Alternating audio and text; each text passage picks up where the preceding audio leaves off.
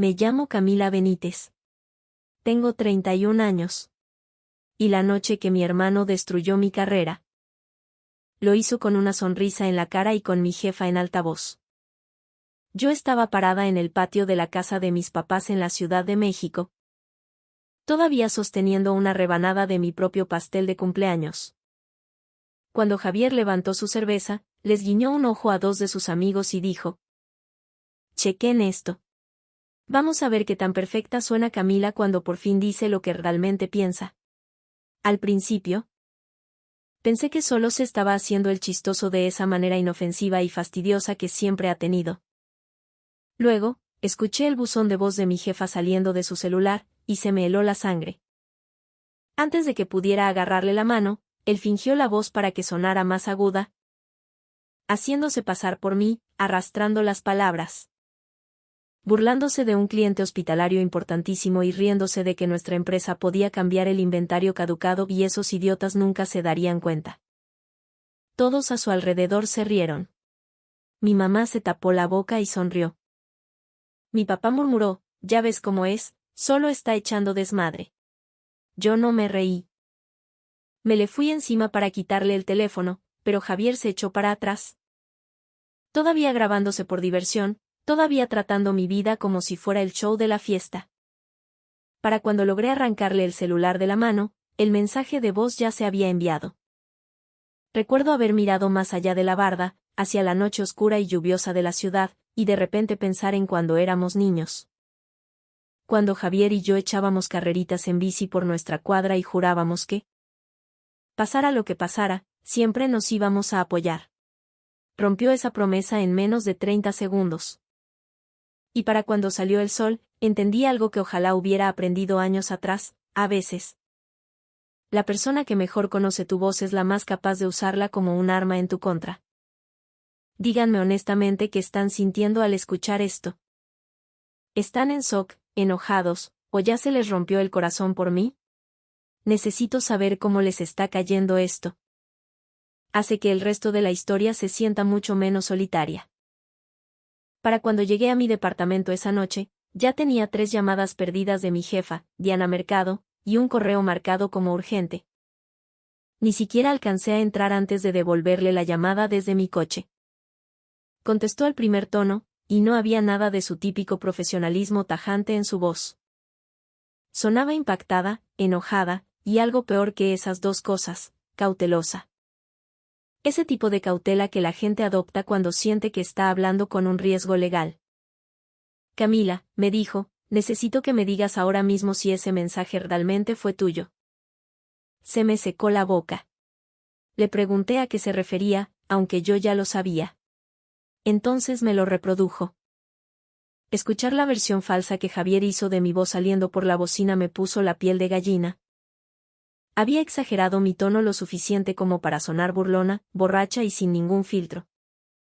En el mensaje, yo me reía de cómo presionábamos a los compradores del hospital. Insinuaba que nuestro equipo podía reetiquetar los envíos atrasados. Y llamaba a la directora de compras del Hospital Regional San Mateo, una princesita histérica que firmaría cualquier cosa si le aventábamos un descuentito. En mi chamba, eso no solo era ofensivo. Sonaba a una confesión de fraude, manipulación de contratos y desprecio absoluto hacia un cliente importantísimo. También se escuchaban risas de fondo. Risas reales, desde el patio de mi propia familia. Cuando el mensaje terminó, no pude hablar por un segundo. Diana sí lo hizo. Ese mensaje me lo reenvió la directora de San Mateo, me dijo. Dijo que, si esto es auténtico, nuestra empresa tiene un problema de cumplimiento masivo. El departamento jurídico ya está involucrado. Le solté la verdad tan rápido que casi me ahogo con las palabras. Le dije que había sido mi hermano. Le dije que me había robado el momento. Le dije que había intentado detenerlo. Hasta le ofrecí mandarle fotos de la fiesta, capturas con la hora, lo que necesitara. Me escuchó, pero pude sentir cómo levantaba una pared en su mente. «Camila», dijo finalmente. «No sé que sea verdad todavía. Pero ahora mismo esto ha creado una exposición legal que no podemos ignorar. Necesito que no contactes al cliente. Recursos Humanos hablará contigo por la mañana. Me quedé sentada en el coche otros 20 minutos después de que terminó la llamada, mirando mis manos sobre el volante. El olor a las velas de mi pastel todavía estaba impregnado en mi suéter. Tenía un poco de betún seco cerca del pulgar. Había ido a esa cena creyendo que mi familia podría, por una vez, celebrar que estaba en la recta final para un ascenso a nivel nacional en sistemas clínicos ION. En lugar de eso, Javier había convertido la oportunidad más grande de mi carrera en un chiste con público. Cuando entré a mi departamento, él ya me estaba mandando mensajes. Relájate. Yo les explico si se pone serio. Eres demasiado intensa. Estaba siendo chistoso hasta que arruinaste el ambiente. Ese último mensaje casi me hace aventar el celular contra la pared. A las 6:30 de la mañana siguiente, Recursos Humanos me citó a una junta de emergencia. Para las 8:00, estaba sentada frente a Diana, una directora de RH y alguien del área legal que nunca había visto en mi vida. Tenían una transcripción impresa del mensaje de voz sobre la mesa, entre nosotros, como si fuera evidencia en un juicio. Les expliqué todo otra vez. Les dije que Javier siempre había odiado que yo pagara algunos de los recibos de mis papás, que había estado cubriendo cada vez más gastos de la familia desde la lesión en la espalda de mi papá y los problemas temporales de lana de mi mamá, que le gustaba actuar como si mi trabajo fuera falso porque implicaba auditorías, contratos y revisiones de proveedores en lugar de algo llamativo de lo que pudiera presumir. Les dije que había estado tomando. Les dije que las risas no eran mías. Les dije que levantaría una denuncia si era necesario. La cara de Diana ni se inmutó. Entonces el de jurídico hizo la pregunta que me indicó que ya había perdido. ¿Puedes probar que no fuiste tú antes de que esto escale con el cliente y los reguladores? Probarlo. No explicarlo, no aclararlo. Probarlo. No tenía una grabación del segundo exacto en que me arrebató el teléfono. Ni cámaras de seguridad en el patio. Nada, solo mi palabra contra un mensaje enviado desde su celular.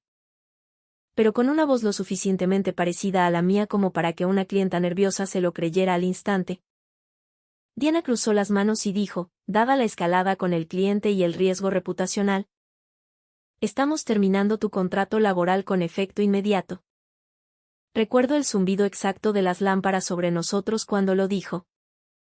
Recuerdo el sobre con mis papeles que Recursos Humanos deslizó hacia mí. Recuerdo lo tranquila que sonaba mi voz cuando pregunté si eso significaba que años de desempeño impecable, desveladas y cuentas recuperadas no significaban nada comparado con una llamada malintencionada. Nadie respondió a esa parte. Salí del edificio cargando mi caja yo sola. Ya había empezado a llover, esa lluvia delgada y helada.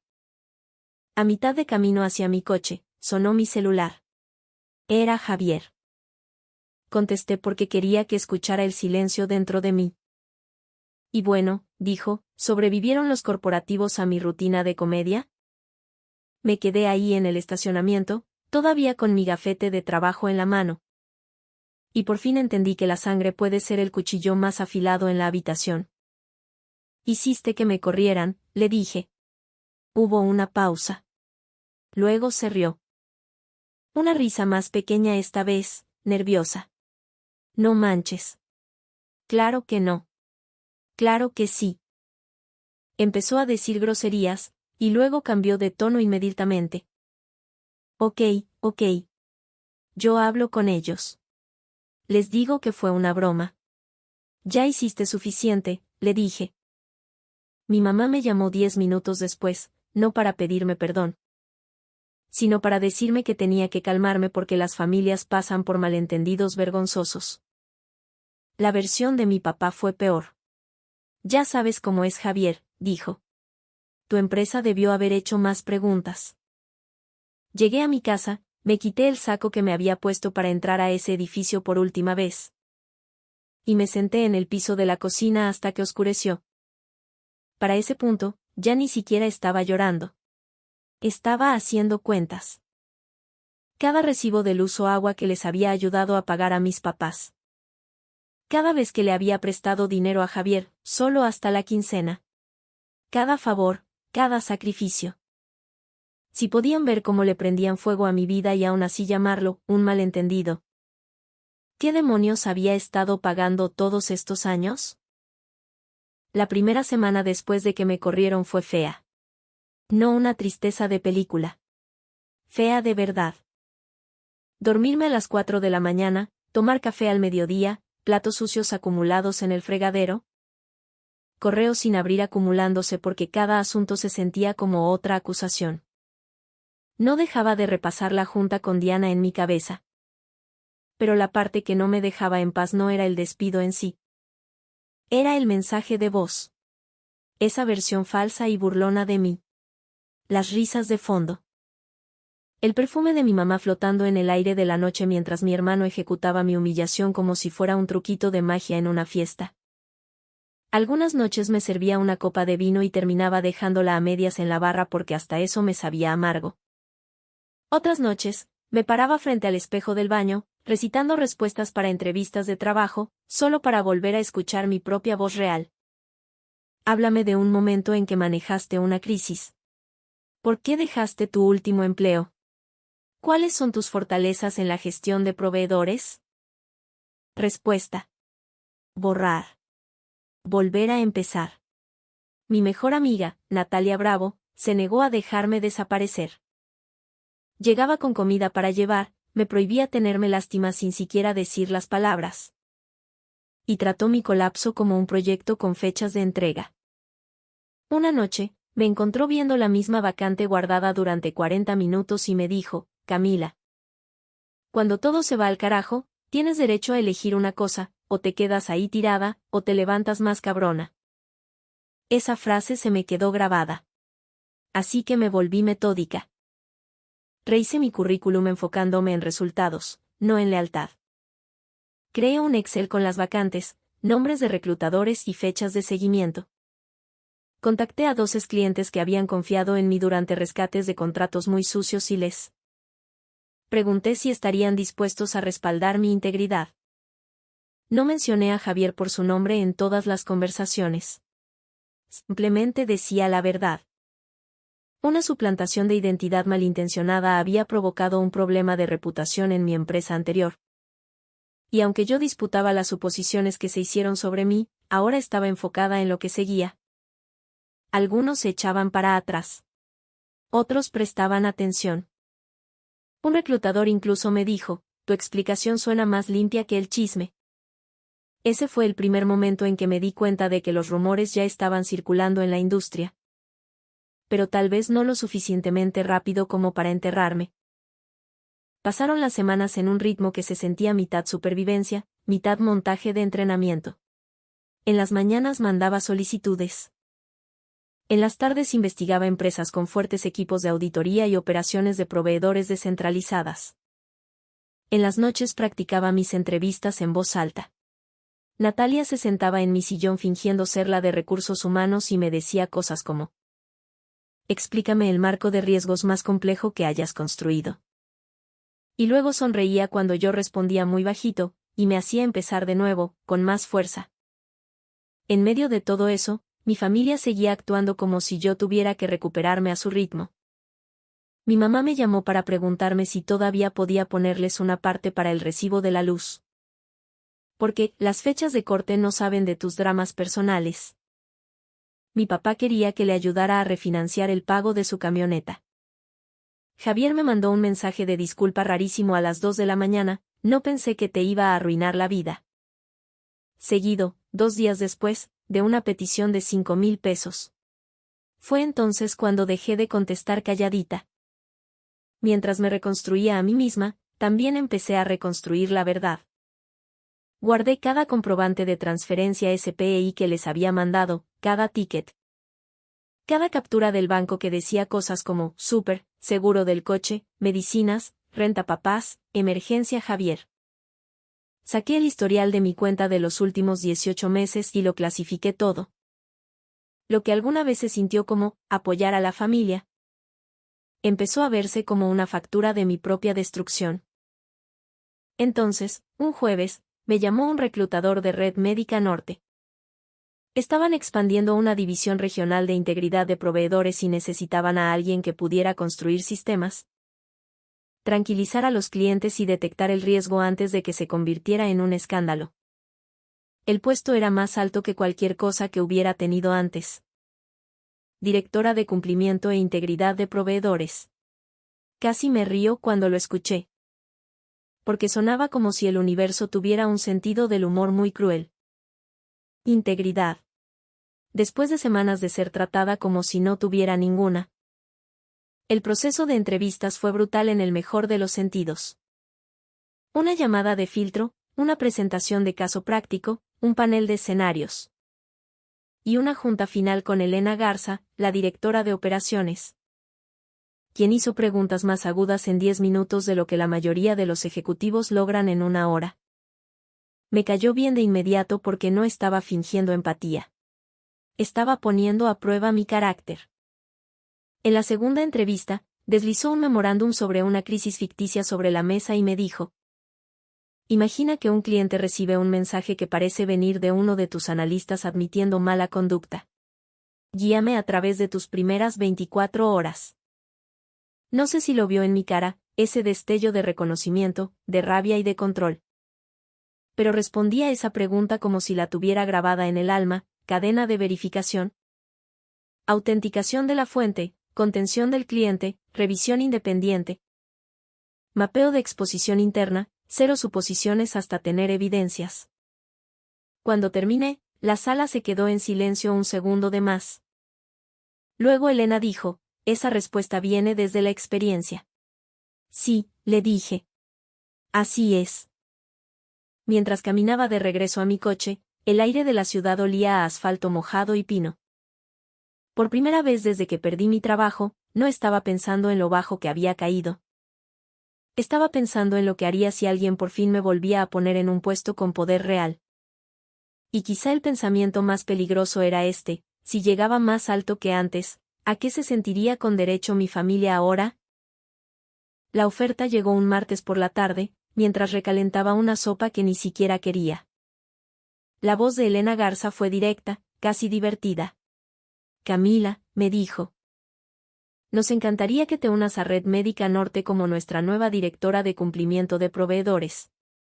Tu criterio es exactamente lo que necesitamos. Por un segundo, se me olvidó cómo estar de pie. Me recargué en la barra de la cocina, con la sopa enfriándose en la mano, y escuché mientras me explicaba el sueldo, el bono de contratación, la estructura del equipo, la fecha de inicio. Era más lana de la que había ganado en mi vida. Más autoridad, más visibilidad. Y más riesgo también, lo cual, extrañamente, me hacía sentir más tranquila. Colgué y me reí tan de repente que se convirtió en un sollozo a la mitad. Natalia llegó 20 minutos después con un vino espumoso barato y pegó un grito antes de que yo siquiera abriera la puerta, porque de alguna manera ya lo sabía. Esa noche fue la primera vez en semanas que mi departamento se sintió como un hogar en lugar de una sala de recuperación. Pero la alegría tiene un olor, y de alguna manera la familia siempre lo percibe. 2 días después de firmar, mi mamá me llamó desde un número que todavía no había bloqueado. No contesté. Dejó un mensaje de voz escurriendo dulzura. Escuché que tuviste buenas noticias, mija. Deberíamos ir a cenar todos y celebrar en familia. Javier me mandó un WhatsApp justo después. Felicidades. Sabía que ibas a caer parada. Orgulloso de ti. La palabra, orgulloso, me revolvió el estómago. Y luego agregó: ¿me puedes echar la mano con la renta este mes?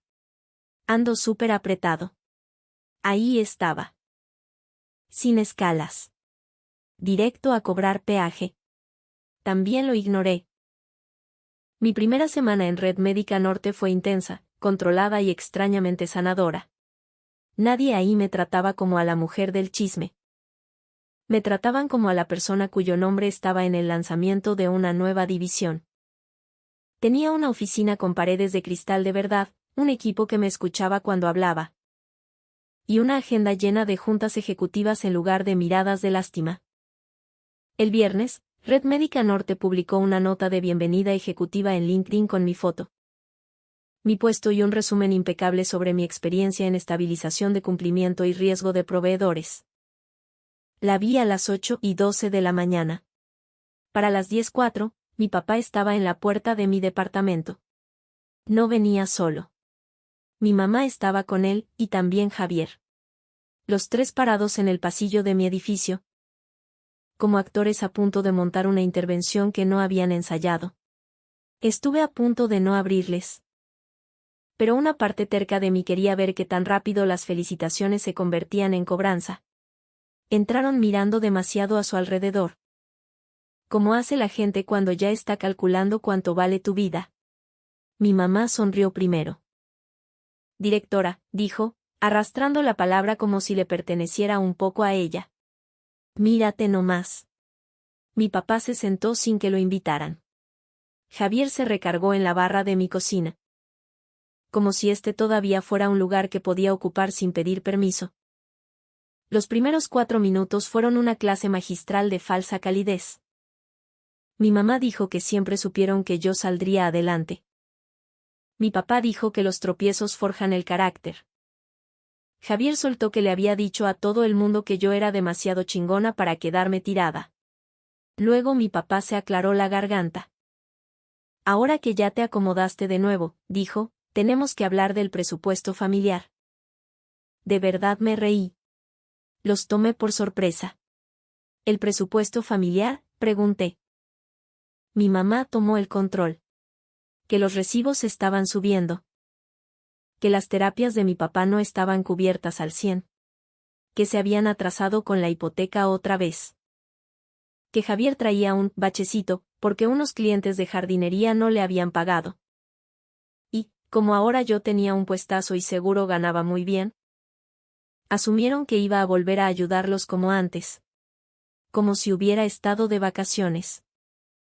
Como si no estuvieran hablando con la hija a la que le volaron la chamba por culpa del tipo que en ese momento estaba saqueando mis cápsulas de café.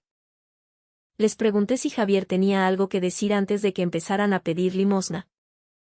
Se encogió de hombros. Dije que lo sentía. No, le contesté. Dijiste que no pensaste que me iba a arruinar la vida. No es lo mismo. Mi mamá brincó de inmediato. Camila, no hagas tanto drama ni saques rencores viejos. Estamos tratando de salir adelante. Rencores viejos. Habían pasado semanas.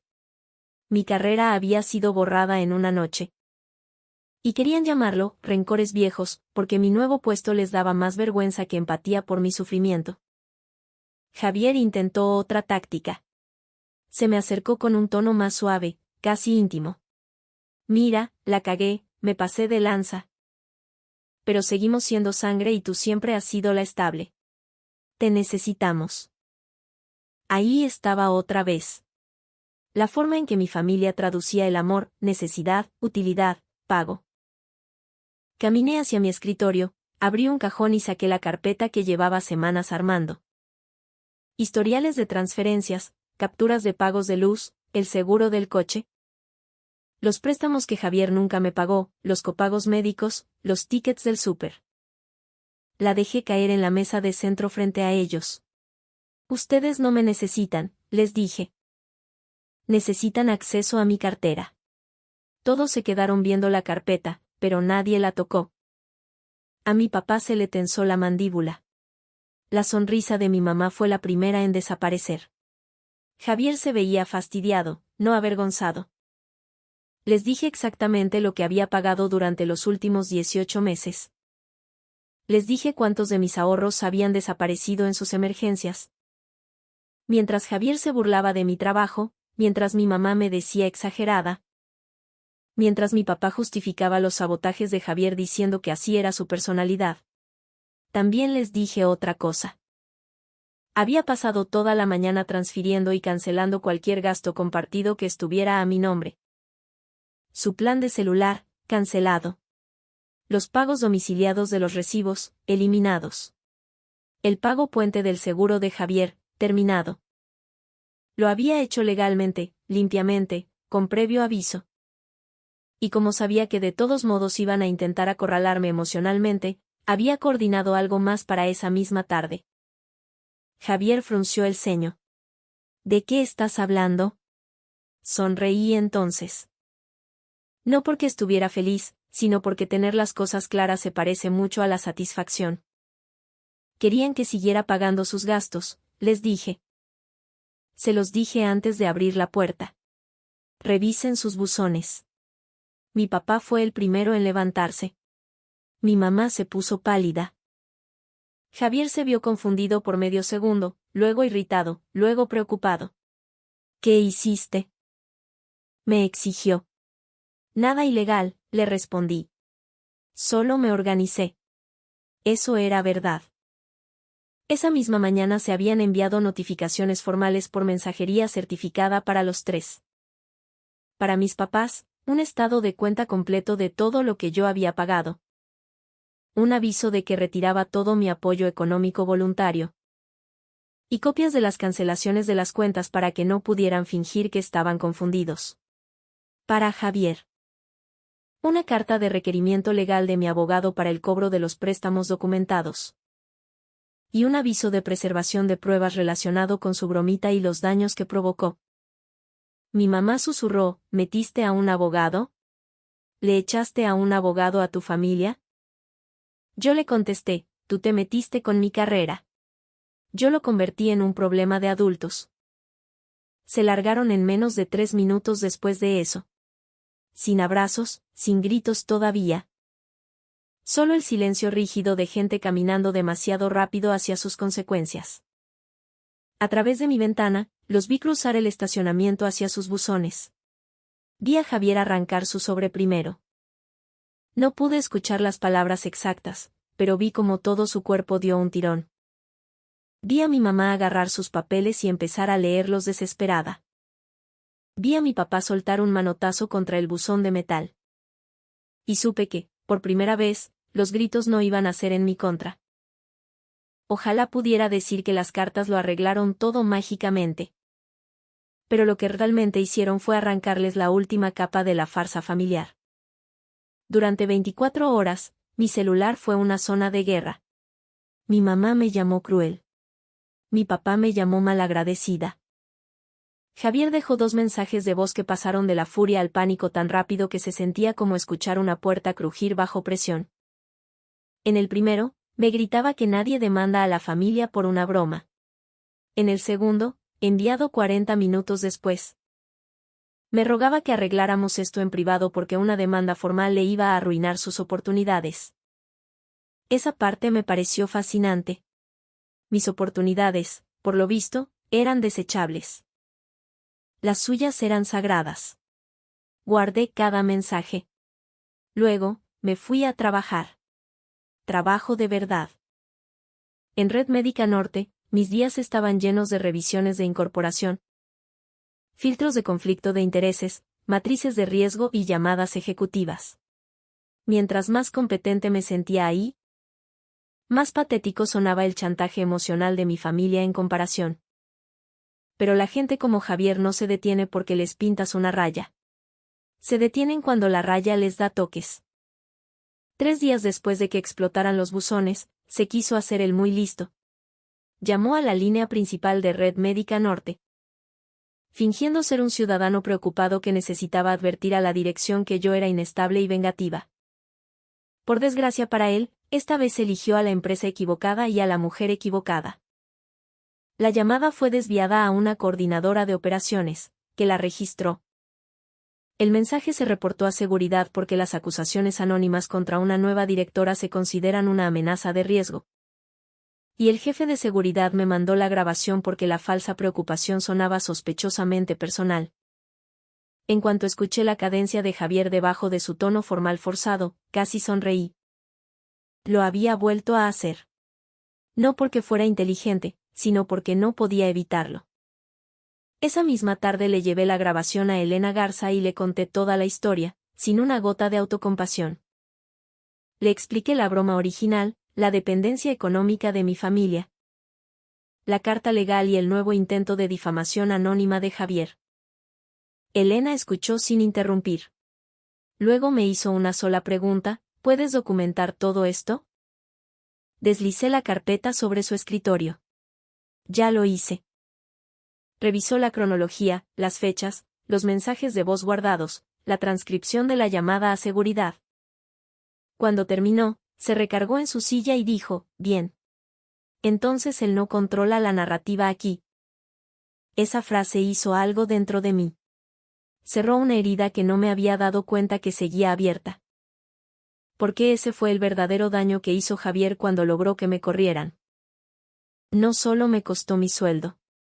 Me había secuestrado mi propia historia. Ahora, por fin la había recuperado con pruebas. Elena autorizó restricciones en el edificio inmediatamente. El nombre y la foto de Javier se fueron directo a seguridad. Cualquier intento futuro de contacto quedaba registrado. El área legal de la empresa ofreció preservar la llamada de difamación como prueba adicional si yo decidía ampliar la demanda civil. Dije que sí. Esa misma tarde, Javier se apareció de todos modos. No adentro. Seguridad se encargó de eso. Sino en el estacionamiento afuera del edificio de Red Médica Norte. Dando vueltas como un tipo que todavía creía que podía entrar a la fuerza si gritaba lo suficiente. Natalia acababa de verse conmigo para tomar un café ahí abajo, así que las dos lo vimos. Me vio primero y empezó a manotear.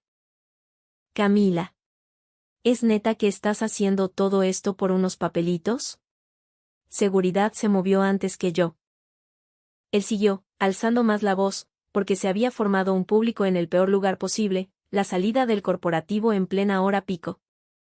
¿Crees que esta chamba te hace mejor que nosotros? ¿Crees que puedes destruir a tu propio hermano? Esa palabra otra vez, destruir.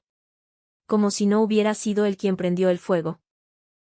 Me detuve a 3 metros de él. Lo suficientemente lejos para estar fuera de su alcance. Lo suficientemente cerca para que me escuchara. Javier, le dije. Llamaste a mi ex jefa haciéndote pasar por mí. Llamaste a mi nueva empresa fingiendo ser un desconocido. Has hecho más para destruirme que cualquier enemigo que haya tenido. Se quedó pasmado de que lo dijera en público. Qué bueno. Que se quede pasmado. Dio un paso hacia adelante y seguridad lo interceptó.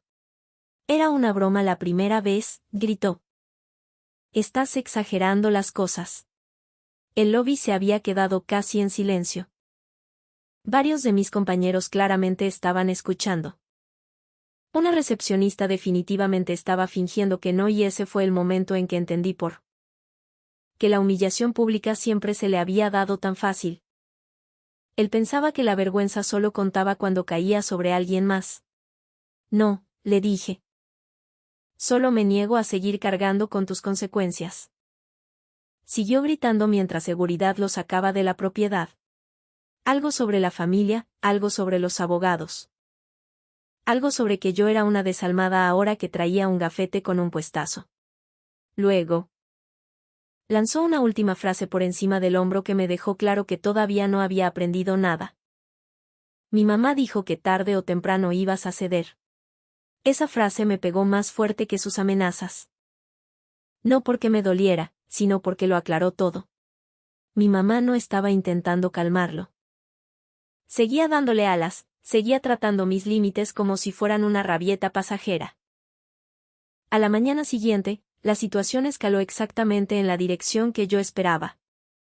Mi abogado me llamó para decirme que Javier había aplicado para un subcontrato con el área de parques y jardines de la alcaldía, y el reporte de seguridad preservado por Red Médica Norte, combinado con sus registros de llamadas y las pruebas anteriores, lo volvieron radiactivo en cuanto empezaron a checar sus antecedentes. Nadie lo había vetado. Él solito se había metido el pie al crear un rastro de acoso contra una directora de cumplimiento en una red de hospitales. Ese mismo día, mi papá me mandó un mensaje por primera vez sin estar enojado. ¿Qué hizo ahora? Me quedé viendo el mensaje más tiempo del que esperaba. No era una disculpa. No era asumir su responsabilidad. Pero era la primera grieta en el guión de la familia. Le contesté con una sola captura de pantalla. La transcripción de la llamada anónima de difamación que hizo Javier. Mi papá no contestó por 3 horas. Luego solo escribió: «Tu madre no me dijo nada de esto». Por supuesto que no. Porque una vez que las mentiras dejaron de proteger a Javier y empezaron a amenazar al resto de ellos, hasta la lealtad de la familia empezó a tambalearse. Esa tarde, recibí otra llamada. Esta vez de Diana Mercado, mi ex jefa. El pulso se me aceleró antes de contestar. Sonaba diferente, menos fría, más precisa. Me dijo que la directora de compras del Hospital San Mateo había sido contactada recientemente por un hombre que intentaba aclarar un viejo malentendido sobre mí. Y que ese hombre solo había profundizado las sospechas de que el mensaje de voz original había sido, en efecto, una suplantación de identidad malintencionada. Debimos investigar más a fondo, dijo Diana. No fue un arco de redención total. No fue una oferta para arreglar el pasado. Pero era algo que yo necesitaba más de lo que me había dado cuenta. La confirmación de que no me había imaginado mi propia traición. Me dijo que lo pondría por escrito si lo necesitaba para el caso. Si lo necesitaba. Para el final de esa semana, Javier ya no solo estaba en pánico por una carta en su buzón. Se estaba desangrando en credibilidad en todas las direcciones que él asumía seguras. Y, por primera vez, mis papás dejaron de llamarme para exigirme dinero. Estaban demasiado ocupados tratando de averiguar si respaldarlo les acababa de costar a todos más de lo que podían pagar. Las consecuencias no explotaron de golpe. Se fueron esparciendo. Eso fue mejor, más limpio, más honesto. Mi papá perdió la paciencia con Javier primero. No porque de pronto le importara lo que me había hecho, sino porque la caída de Javier empezó a amenazar las finanzas de la casa de una forma que ya no podían ignorar. La oportunidad del subcontrato con la alcaldía se esfumó.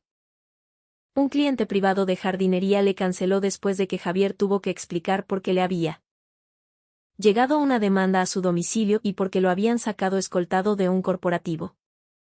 Mi mamá, mientras tanto, intentó mantener viva la vieja historia, que yo estaba exagerando, que los abogados me habían lavado el cerebro, que Javier era inmaduro, no malo. Luego leyó la declaración escrita que Diana Mercado le mandó a mi abogado.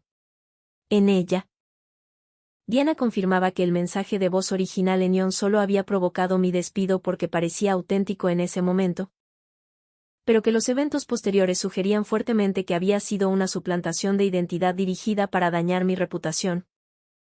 Mi mamá me llamó después de que llegó esa carta. Por una vez, no empezó queriendo darme culpa. Empezó con cansancio. «Podrías parar todo esto», me dijo en voz baja, «si tú quisieras». Fue una frase tan reveladora. Ni un perdón. Ni un nos equivocamos. Solo otro intento de aventarme la responsabilidad del incendio que ellos mismos empezaron. No, le contesté. Lo que puedo parar es seguir protegiéndolos del fuego. Lloró. Llanto real, tal vez. O tal vez solo ese llanto que usa cuando siente que pierde el control. Me dijo que Javier no había podido dormir, que mi papá estaba furioso. Que la lana estaba más apretada que nunca ahora que yo les corté el apoyo. Y que Javier había perdido chamba por culpa del estrés. Estuve a punto de preguntarle si que me corrieran de mi trabajo también contaba como estrés. En lugar de eso, le dije la única cosa que ojalá alguien me hubiera dicho mucho antes en la vida. Las consecuencias no son abuso, mamá. Y me colgó. Una semana después, mi papá me pidió que nos viéramos. Ni en mi departamento, ni en su casa. En un Vips a mitad de camino entre mi oficina y su colonia. Lo que me decía que quería civilidad sin testigos. Casi le digo que no. Luego le dije que sí. Porque parte de perder el miedo es aprender cuando hacerte presente es más fuerte que evitar las cosas. Se veía más viejo cuando me senté en la mesa frente a él. Cansado de los ojos, más enojado de la boca. No pidió nada de comer. Yo tampoco. Durante un rato, se puso a acomodar los sobrecitos de azúcar en una línea recta y no dijo nada. Luego, por fin, admitió lo que yo sabía desde hace años, pero nunca había escuchado de su boca. Tu madre se recargó demasiado en ti, dijo. Y yo dejé que Javier se saliera con la suya demasiadas veces porque era más fácil que andar peleando en la casa. Más fácil que andar peleando en la casa. Ahí estaba. Toda mi vida adulta resumida en una comodidad cobarde. Era más fácil dejar que Camila pagara. Más fácil dejar que Camila lo absorbiera. Más fácil fingir que las chingaderas de su hijo eran bromas, si ponerle un alto significaba incomodidad. Le pregunté si sabía cuánta lana les había estado mandando. Dudó un segundo, lo que fue respuesta suficiente. Algo, dijo. No todo. Luego me preguntó qué quería. Esa pregunta casi me hace reír. Porque en mi familia nadie preguntaba eso sin que hubiera un cálculo oculto por debajo desde hacía años. Así que le respondí directo. Quería que el acoso parara. Quería que me pagaran lo que estaba documentado. Quería que mi nombre quedara fuera de sus emergencias para siempre. Y quería una cosa mucho más valiosa que todo eso. Que la verdad se dijera en voz alta en la casa donde las mentiras siempre habían funcionado tan bien. Se pasó una mano por la cara y dijo, Javier ya la está pagando más de lo que crees. Me hice hacia adelante. No más que yo, le dije. Todavía no. Me miró entonces. Me miró de verdad, y algo cambió. Tal vez fue vergüenza. O tal vez solo reconocimiento. Me dijo que Javier, bajo presión. Había admitido que después de la fiesta de cumpleaños también había presumido con sus amigos que él podía hacer que Camila perdiera esa chamba aburrida de auditoría, cuando él quisiera. Uno de esos amigos se lo había repetido a mi papá hace poco cuando le preguntó qué había pasado. Ese detalle importaba más emocionalmente que legalmente. Significaba que la llamada de broma no había sido una estupidez al azar. Había intención, vanidad y envidia frente a testigos. De repente, años del comportamiento de Javier cobraron sentido en un patrón asqueroso. Sus comentarios sarcásticos sobre cómo yo trabajaba con contratitos y carpetas. Las bromas de que yo solo me veía exitosa porque no tenía hijos. Cómo volteaba los ojos cada vez que mi mamá me aplaudía por sacar a la familia a flote. No me había saboteado porque pensara que era chistoso. Lo hizo porque odiaba lo que mi estabilidad decía sobre su propio caos. Salí del restaurante más ligera que cuando llegué. No porque mi papá hubiera arreglado algo, sino porque finalmente había dicho suficiente verdad para matar la vieja ilusión. 2 días después, Javier solicitó una mediación formal a través de su abogado. Así de mal estaban las cosas. No una llamada furiosa, no una disculpa de borracho, mediación. Mi abogado casi sonríe cuando me lo dijo. Para entonces, la demanda civil contra Javier incluía los préstamos documentados, la evidencia de acoso, la llamada de difamación guardada, la declaración de Diana y los daños económicos derivados de cuando perdí mi trabajo. ¿Estaba garantizado que esto se convirtiera en un circo gigante en los juzgados? No. Pero ya no era el tipo de desmadre del que podía zafarse riéndose en el patio con una cerveza en la mano. La mediación se llevó a cabo en una oficina estéril con paredes color beige y el zumbido del aire acondicionado. Javier se veía más chiquito ahí, despojado de su público y de su impulso. Mis papás estaban presentes, pero más callados de lo que los había visto en cualquier cuarto donde estuviera él. Su abogado intentó minimizarlo todo primero, una broma, un malentendido. Un pleito familiar que se había salido de control. Luego, mi abogado expuso toda la línea del tiempo. El mensaje de voz en mi cumpleaños, el despido, la dependencia económica. Las cartas de requerimiento legal, el intento de difamación anónima en Red Médica Norte. La intervención de seguridad, la corrección escrita de Diana. La cara de Javier iba cambiando poco a poco con cada documento. Como si alguien le estuviera bajando la luz a un interruptor. Cuando por fin le tocó hablar, no se disculpó como en una película. Solo dijo, no pensé que fuera a defenderse así. Y eso, más que cualquier otra cosa, decía toda la verdad. Nunca esperó que el arrepentimiento fuera necesario, porque nunca esperó encontrar resistencia. La mediación terminó con un acuerdo de pagos estructurado sobre los préstamos. Una orden de no contacto fuera de los canales de los abogados. Y un reconocimiento por escrito de que se había hecho pasar por mi condolo y había realizado intentos de contacto perjudiciales posteriores. No fue cárcel. No cayeron truenos del cielo. Fue mejor para una historia como la mía, una derrota documentada. Cuando salimos, mi mamá intentó detenerme en el pasillo. Ya demostraste tu punto, me dijo. Por favor, no nos borres por completo. La miré y me di cuenta de que ella seguía pensando que tomar distancia era un castigo, en lugar de protección. Ustedes me borraron primero, le dije. Yo apenas me voy dando cuenta. Me subí a mi coche y me quedé sentada un buen rato después de eso. Mis manos ya no temblaban. Ya no se me revolvía el estómago con cada llamada de un número desconocido. En algún punto entre que me corrieran, reconstruirme, los buzones y la mediación, me había convertido en alguien a quien mi vieja estructura familiar ya no podía digerir. ¡Qué bueno! Hay sistemas que merecen tener indigestión antes de colapsar. Un mes después, acepté verme una última vez con Javier. No porque él mereciera cerrar el ciclo, sino porque yo lo merecía. Sugirió un parque cerca del bosque de Chapultepec al que íbamos de niños. Estuve a punto de decirle que no por puro orgullo. Pero había algo adecuado en terminar todo esto en el lugar que alguna vez guardó a la versión de nosotros que yo había llorado por más tiempo. Hacía frío esa tarde. Uno de esos días grises en la Ciudad de México que hacen que el lago parezca una placa de metal. Javier ya estaba ahí cuando llegué. Tenía las manos metidas en las bolsas del pantalón y los hombros encorvados de una manera que nunca le había visto antes de todo esto. Por un segundo, con el viento pegando desde el agua y los árboles pelones detrás de él, casi se veía como el hermano que solía conocer. Luego habló. Mi papá dice que debería pedirte perdón como se debe. Casi me doy la vuelta en ese mismo instante. Esa no es una buena forma de empezar, le dije. Agachó la mirada, pateó un poco la grava, y lo intentó de nuevo. Perdón. Había 1000 versiones de esa palabra. Esta era chiquita, tardía, posiblemente real, y definitivamente insuficiente. Le pregunté por qué.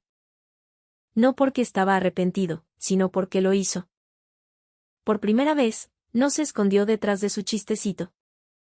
Me dijo que estaba harto de escuchar hablar de mí. Harto de que mi mamá me aplaudiera por pagar los recibos. Harto de verme avanzar por la vida como si yo tuviera algún tipo de superioridad silenciosa solo porque yo sí podía mantener mis cosas en orden. Dijo que, cada vez que yo pagaba algo, cada vez que mi papá me llamaba confiable, cada vez que mi mamá decía, por lo menos Camila se encarga de todo, a él lo hacía sentir como el defectuoso. Así que trataste de hacerme ver defectuosa a mí también, le dije. No contestó. No necesitaba hacerlo. Le dije algo que claramente no se esperaba. No estabas enojado porque yo creyera que era mejor que tú. Estabas enojado porque yo nunca lo dije en voz alta, y tú de todos modos lo escuchabas. Eso le dolió. Lo pude ver. Porque la verdad era que mi estabilidad se había convertido en una acusación dentro de una familia construida a base de excusas. Javier se secó la cara de un tallón y me dijo que todo se había ido al carajo después de las cartas. Que mi mamá le echaba la culpa a él. Que mi papá había dejado de encubrirlo. Que los clientes se le estaban echando para atrás. Quemaste tu propia vida por un maldito mensaje de voz, le dije.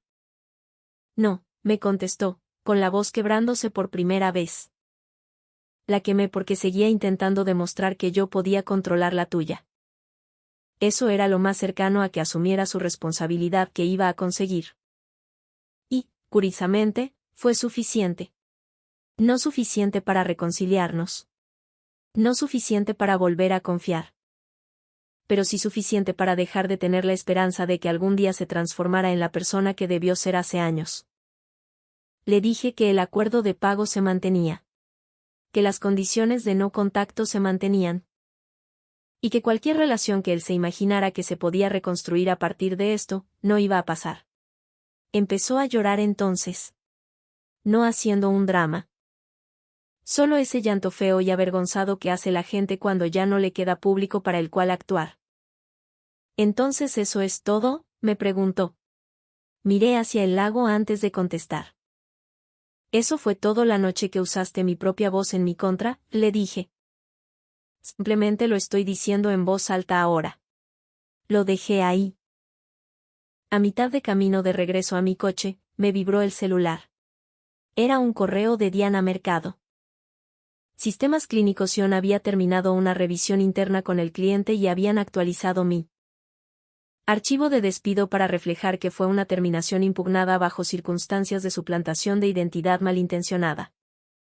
Escribió que, si algún futuro empleador los contactaba, ya no catalogarían mi salida como mala conducta reputacional. Me quedé parada junto a mi coche y leí ese correo 2 veces en el frío. No me devolvía el trabajo. No me restauraba los meses que perdí. Pero hizo algo casi igual de importante, eliminó la mentira de Javier del registro oficial. Para cuando arranqué y me alejé del parque, sabía que la historia realmente había terminado. No porque todos hubiéramos sufrido por igual. La vida no hace matemáticas tan exactas. Sino porque la balanza finalmente se había inclinado. Javier había perdido chamba, credibilidad y cualquier protección que él creyera que la familia le garantizaba. Mis papás habían perdido el acceso a mi lana, a mi esfuerzo y a mi silencio. Y yo había ganado algo que ninguno de ellos pretendió jamás que yo tuviera. Una vida que ya no necesitaba su permiso para sentirse completa. Meses después, cuando la gente en Red Médica Norte me preguntaba casualmente si era cercana a mi familia, dejé de mentir para hacerlos sonar más inofensivos de lo que eran. Solo respondía, ya no. Y dejaba que eso fuera suficiente. Natalia me preguntó alguna vez si sentía culpa. Lo pensé un buen rato antes de contestar. Lo que siento a veces es duelo. No por las personas que realmente eran, sino por la familia que yo seguía fingiendo que podrían llegar a ser si yo tan solo pagaba lo suficiente, perdonaba lo suficiente, aguantaba lo suficiente. Esa familia nunca existió. La real fue la que se rió cuando mi hermano saboteó mi carrera y lo llamó un malentendido. Así que no. No me siento culpable por salirme de la casa en llamas. Me siento orgullosa de haber aprendido cómo hacerlo. Y de vez en cuando la pantalla de mi celular se enciende con un número desconocido que no reconozco, ya no entro en pánico. Simplemente lo dejo sonar. Porque la mujer que alguna vez estuvo sentada en el piso de su cocina, preguntándose cómo le habían quitado todo, ahora sabe exactamente lo que todavía le pertenece, su nombre, su chamba y su voz. Y si las personas que comparten su sangre alguna vez se olvidan de lo que cuesta robarse esas cosas, lo único que tienen que hacer es revisar lo que les llegó en el buzón.